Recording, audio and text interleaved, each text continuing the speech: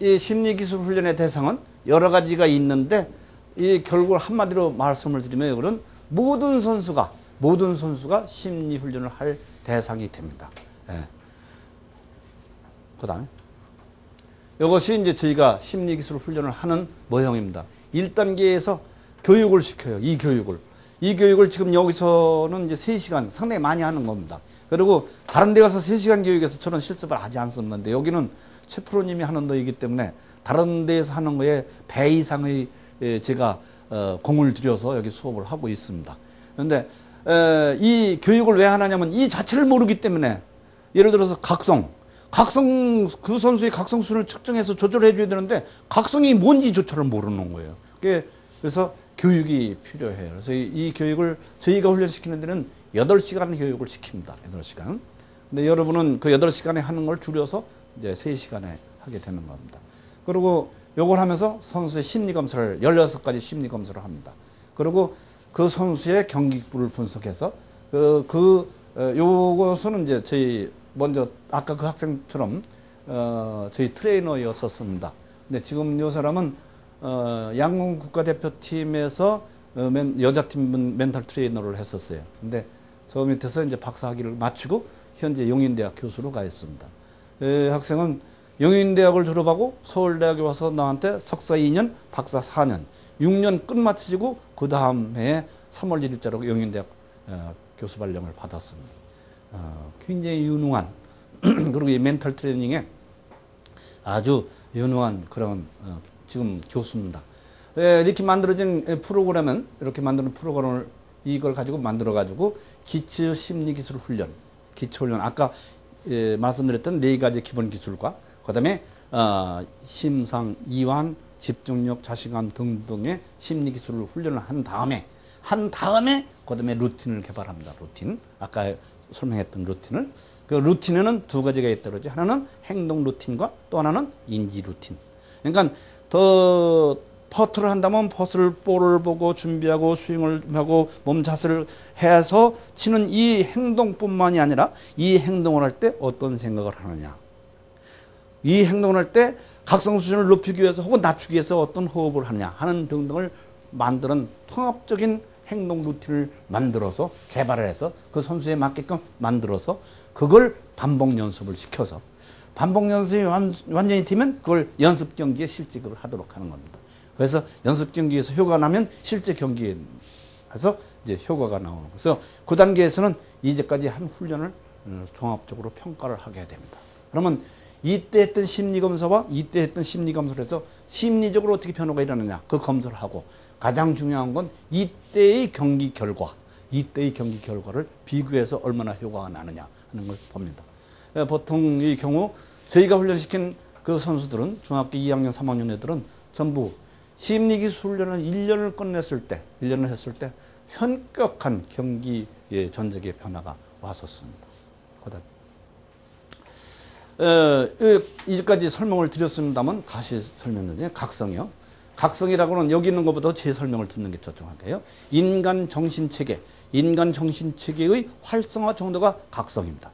정신체계, 생각하고 판단하고 추리하고 하는 우리 뇌 속에서 일어나는 여러 가지 정신작용을 일으키는 정신체계의 활성화 정도가 바로 각성이고, 그 각성을 너무 높으면 낮추고 낮으면 높이고 조절을 해야 되는 거죠. 그다음 이 각성은 이 불안과 밀접한 관계가 있습니다.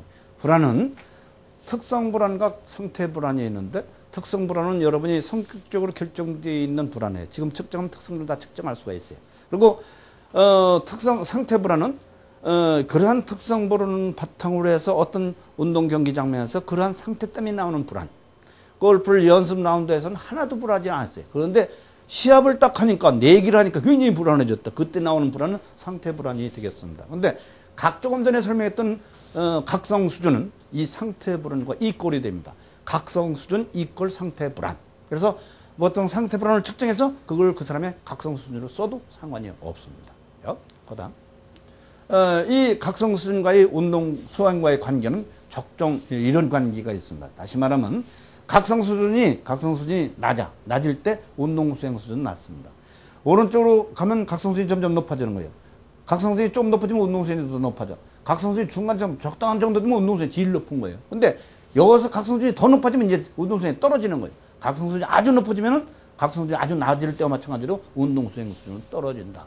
따라서 각성 수준이 너무 높으면 안 되고 너무 낮아도 안 되고 요걸 유지시켜 줘야 된다. 근데 그다음 거기가 이렇게 선수마다 A라는 선수는 여기 상태 불안을 측정했을 때 상태 불안 이꼴 뭐라고 그랬어요? 각성 수준. 각성 수준. 근데 상태 불안이 30점, 40점, 50점, 60점인데 A라는 선수는 30점부터 40점 대 운동을 제일 잘하고 이 선수는 B 선수는 40부터 50, C 선수는 50부터 60이다. 얘기죠. 선수마다 차이가 나는데 그걸 찾아야 돼. 우선 자기가 선수인 사람은 자기 자신의 적정 각성 수준이 어디냐는 걸 찾아야 되는 거예요. 그래서 자기가 너무 높으면 낮추고 낮으면 높추고. 근데 그 자기 자신의 각성 수준을 찾는 것이 용이치를 않습니다. 저희 같은 트레이너가 실제 기계를 가지고 측정해서 찾아내야 되는 거죠. 그래서 실상은 여러분 골프 선수를 기를 때는 지금 얘기한 이러한 상식을 다 가지고 실제 선수를 멘탈 트레이닝 했을 때는 저희한테 보내야죠. 그러면 이런 양식을 가진 사람이어야 선수를 기를 수가 있고 트레이너한테 훈련시킬 필요성을 느끼고 보내는 거예요. 그다음 각성 수준과 운동 수행 수준과의 관계가 왜 각성 수준이 너무 낮아도 저각성도 운동을 못하고 고각성도 운동을 못하고 적정각성이 운동을 하느냐 하는 것을 이론적으로 설명을 한 겁니다. 각성 수준이 낮으면은 지각이 확장이 됩니다. 지각이라는 건 늦는 게 아니라 시각, 청각, 촉각 같은 운동 감각과 같은 감각을 통해서 자기를 둘러싸게 있는 환경적인 요인을 받아들여서 그걸 깨닫는 게 지각이죠. 지각. 근데 그 받아들이는 것이 각성 수준이 낮으면 그게 굉장히 확장이 된 거예요. 보통 자기가 7개를 받아들일 수 있는데 각성 수준이 너무 낮으면 10개, 12개까지 받아들일 수가 있는 거예요. 인간이 한순간에 받아들일 수 있는 정보의 양은 7 플러스 마이너스 2입니다. 5개부터 9개까지를 처리할 수가 있어요. 한순간에 처리할 수 있는 정보의 양을. 그런데 각성 수준이 낮으면은 9개, 10개, 11개까지 올라가요. 그래서 볼을 칠 때 필요 이상의 정보가 들어오는 거예요. 각성 수준이 낮으면은. 이 퍼트를 해요. 거리, 간격, 볼의 잔디, 질, 그걸 다 보고 준비를 딱 했어요. 그런데 이거 안 들어가면 어떡하지? 이런 생각이 들어온다든가, 딴 생각이 들어온대. 필요 없는 정보가 들어와 버려요. 그러면 집중력이 깨지는 거예요. 그래서 운동을 못 해요. 그러니까 각성 수준이 너무 낮으면 운동을 못하는 이유는 이런 이유다 이거죠. 그 다음에 각성 수준이 너무 높다. 가고갔어요. 그러면 지각이 협소화가 돼요. 술을 먹고 운전을 하면 안 되죠. 왜 안 됩니까? 술을 먹고 운전하면 술을 먹을 때 각성 수준이 쫙 올라가요. 올라가면 각성 수준이 너무 높기 때문에 지각의 협소가 일어나요. 다시 말하면 한순간에 받아들일 수 있는 정보량이 줄어드는 거예요. 보통 7 플러스 마이너스인데 그 중에 7 플러스 마이너스 2 중에서 2-3개를 못 받아들여요. 지각이 협소가 돼가지고. 그래서 술을 먹고 운전을 하면 정신 더 차리고 잘 가요. 잘 가는데 돌발적으로 뭐가 나올 때 그걸 잊어버려서 그냥 받는 거죠. 그래서 술 먹으면 각성 수준이 너무 높아지기 때문에 지각이 협소화되고 그런 실수를 저지를 수 있는 가능성이 있기 때문에 술 먹으면 운전하면 안 된다고 지금 법으로 개정을 하고 있습니다. 그래서 지각이 협소화돼 가지고 필수 정보, 그 운동에 필요한 필수 정보를 누락시켜 그래서 실패를 본다 이거죠. 퍼트를 하는데 봐야 될 게 거리, 방향, 경사, 잔디의 질을 다 봐야 되는데 그 중에 경사를 하나만 안 봤다. 성공 안 되죠. 성공 안 되죠. 이 적정 각성이 되면은 적정 범위가 돼서 정확한 그 순간에 그 퍼트를 성공시키는 데 필요한 요인에만 완전히 정확한 정보만 꽉 들어왔어. 그게 뭐예요? 집중력이 높아진 거죠. 그러면 성공을 한다. 논리적으로 이해가 될 거라고 생각합니다. 그 다음 각성 조절을 할 수 있는 방법들은 심상도, 이완도, 자생훈련 등등등등 많이 있는데 우리들이 보통 쓰는 각성조를 쓰는 것은 요 이완 기법이고 이완 기법을 쓸 때 그것을 자기가 이완하는 것이 제대로 이루어지느냐 하는 것을 알기 위해서 요 바이오 피드백 시스템을 씁니다. 근데 오늘 요걸 하지를 못했어요. 이걸 하면은 자기 자신의 뇌파가 측정이 돼가지고 아까 뇌파를 측정하기 때문에 이 게임이 됐죠. 지금 오늘 하지 못하는 기계도 뇌파를 가지고 하는 거예요. 근데 요건 이따가 이 기계를 쓰는 것은 또 설명을 드리겠습니다. 그다음 이완이라는 것은 심리적 생리적 긴장을 저하시키는 과정을 또 이완된 상태를 이완이라고 합니다. 근데 이 이완은 재미있는 것이 신체적인 긴장과 심리적 긴장은 동시에 오기 때문에 긴장을 풀어내는 것은 정신적인 긴장만 풀어도 심리적인 긴장이 풀어지는 거고 심리적인 긴장을 풀면 신체적인 긴장도 풀어집니다. 이 두 가지가. 그래서 또 풀 때는 아주 쉽습니다.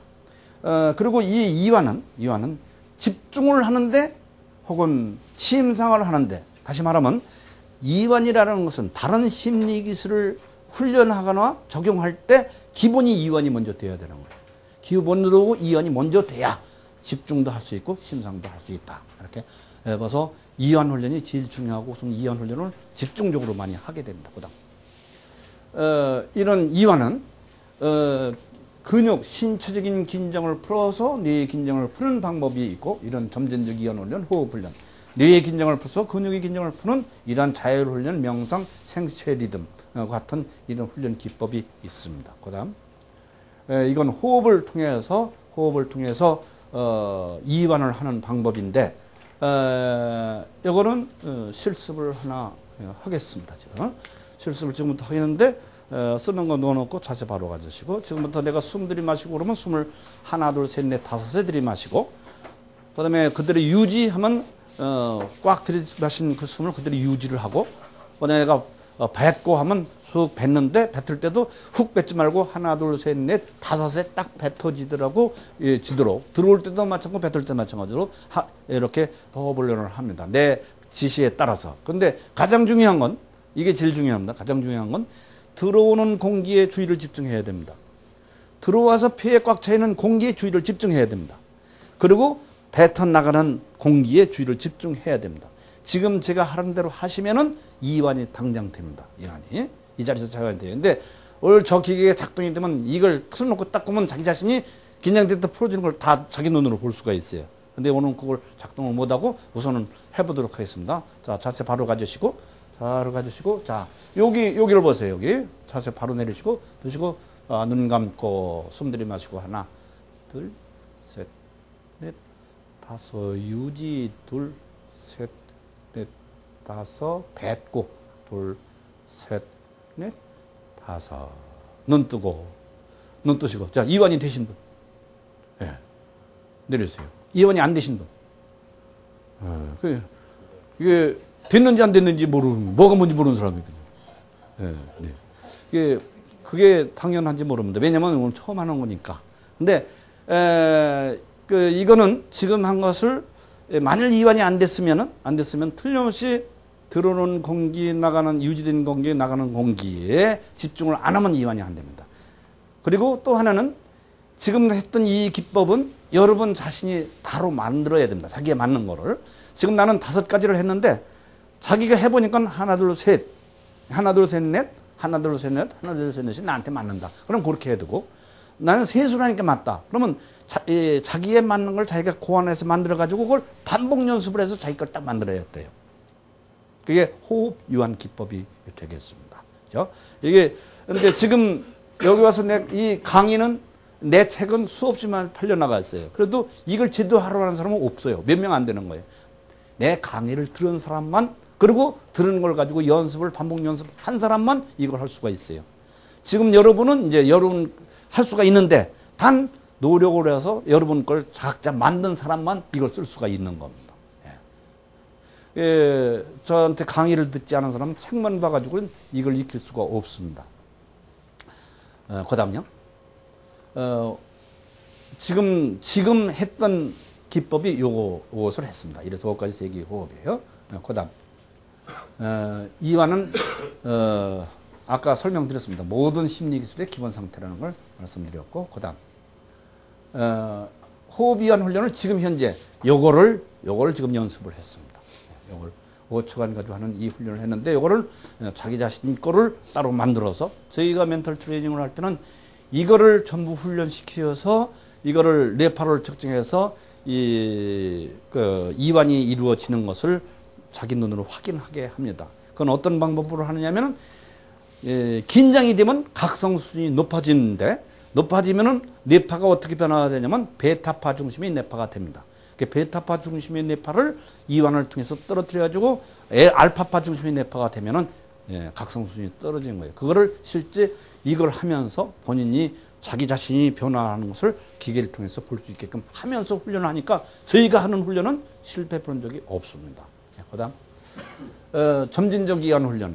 이 점진적 이완 훈련은 1930년에 제이콥슨이라는 사람이 하버드 대학의 제이콥슨 박사가 만든 건데 이거는 정신병자의 정신병을 치료하기 위해서 만든 겁니다. 근데 이걸 우리가 이 훈련을 갖다 쓰는데 이 훈련을 규칙적으로 하게 되면 이 훈련을 어떻게 하느냐면 근육의 긴장과 이완의 느낌을 체험하게 해서 점진적으로 이완 상태에 이르게 하는 그런 훈련 기법입니다. 즉 양손, 양팔, 어깨, 등, 배 이렇게 신체를 차례대로 대근육을 긴장시켰다 풀었다 하는 그런 훈련인데 그래서 점진적으로 하는 훈련이죠. 이렇게 하는 훈련인데 그다음 점진적 이완 훈련을 하면은 아까 말씀드렸던 대로 자기 자신의 긴장 상태, 자기 자신의 각성 수준을 감지하는 능력이 생깁니다. 이게 제일 중요한 거예요. 이 점진적 이완 훈련을 한 최소한 3개월을 해야 돼요. 3개월을 하면 선수들이 자기 자신의 이 순간 내 각성 수준이 어느 정도다 하는 것을 감지할 수가 있습니다. 저희한테 와서 훈련을 받으면 제일 먼저 이걸 배워가지고 매일같이 이걸 연습을 합니다. 훈련해가지고 한 3, 4개월 연습을 하죠. 그 다음에 이 훈련을 하면 이완의 시간이 단축이 됩니다. 이게 무슨 말이냐면 좀 2m 퍼트를 하려는데 이게 무지무지하게 중요해요. 이게 10만 볼짜리 상위가 달려있는 거야. 그러니까 불안해가지고선 이완하는데 보통 때는 이완이 되는데 안 되는 거라. 그럴 경우 있습니다.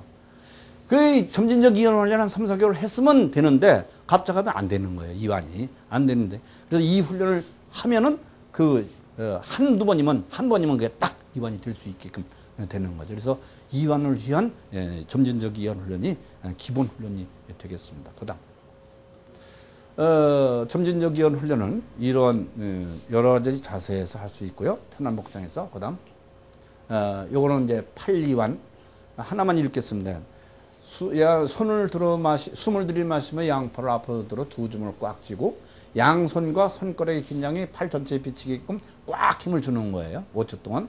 공기가 폐에 꽉 찬 최상의 긴장 상태로 5초 유지하고 숨을 내쉬면서 팔을 내리며 힘을 빼가지고 이완을 하는데 마지막에 긴장과 이완을 차이를 느끼게 되는데 이 훈련을 하는데 여기 설명이 안 돼 있으면서 중요한 거는 여기 설명이 안 돼 있으면서 중요한 것은 내 강의를 들은 사람만 들을 수 있는 거는 아까 제가 강조한 거 숨이 들어올 때 들어오는 공기에 주의를 집중하고 숨이 폐에 꽉 차 있을 때 차 있는 공기에 집중을 하고 그다음에 나가는 공기에 집중. 그러니까 공기에 주의를 집중하는 것이 가장 중요합니다. 그 집중을 하면 효과가 나는데 집중을 안 하면 공기에 집중을 하면 효과가 나질 않습니다. 근데 그러니까 이거를 내가 이거 비디오를 갖다 보서 있고 책을 읽어가지고 이걸 100번 연습해도 이 효과가 안 나요. 나한테 강의 들은 사람만 효과가 나요. 나한테 강의 듣고 내 강의 들은 대로 연습을 한 사람만 효과가 나는 거예요. 근데 여러분도 이걸 3, 4개월 하면 틀림없이 효과가 난다 이거죠. 요거는 팔 이완이고요. 그다음에 발가락 이완. 이렇게 숨을 들이마시면 양발가락을 앞쪽으로 서서 힘을 줘 앞으로 굽히고 공기가 폐에 꽉 찬 최상의 긴장 상태를 유지하고 숨을 내쉬면서 발가락을 원위치 시키면서 힘을 빼고 발가락 이완에 집중을 한다. 5초 동안. 요것도 여기서 빠진 게 있어요. 뭐가 빠졌어요? 그렇죠. 호흡. 호흡에 주의 집중이 빠져 있습니다. 그다음 또 종아리도 마찬가지입니다.